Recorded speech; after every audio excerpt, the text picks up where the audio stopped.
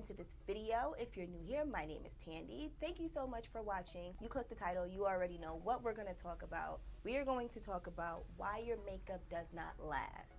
Now, disclaimer, I know.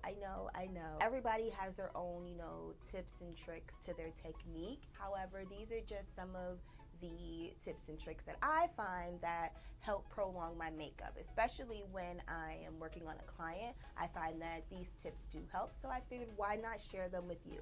If you're interested, just keep on watching.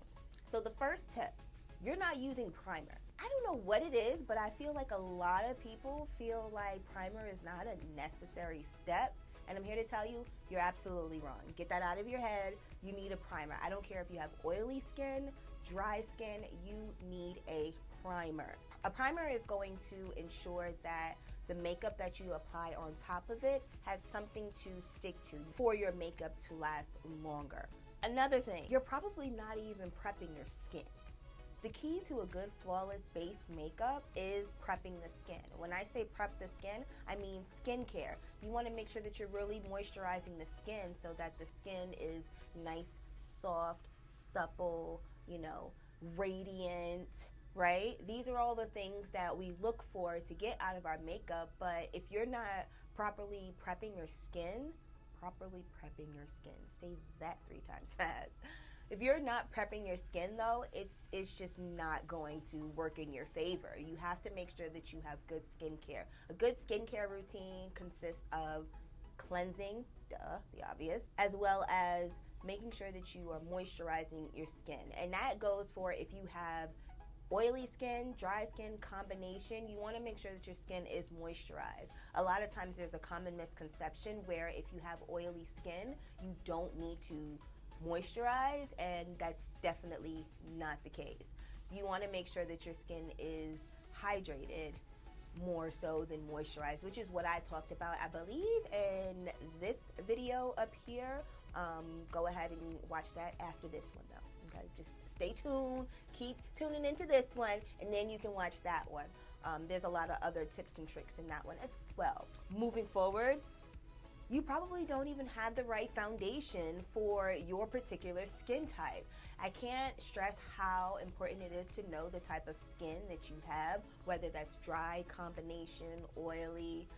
You just want to make sure that you know which skin type you have so that you can use the correct products, because I'm the type of person where I have oily skin and I'm not going to use I won't say that I won't use a dewy foundation, but I typically lean more towards foundations that are a little bit less radiant, a little bit more on like the mattifying side, just because I do produce an excess in, sebum, aka oils, in my skin. So I want to make sure that I'm using the right products to, combat those oils. Another thing, you're probably not setting your overall face. Some people don't really like using setting sprays.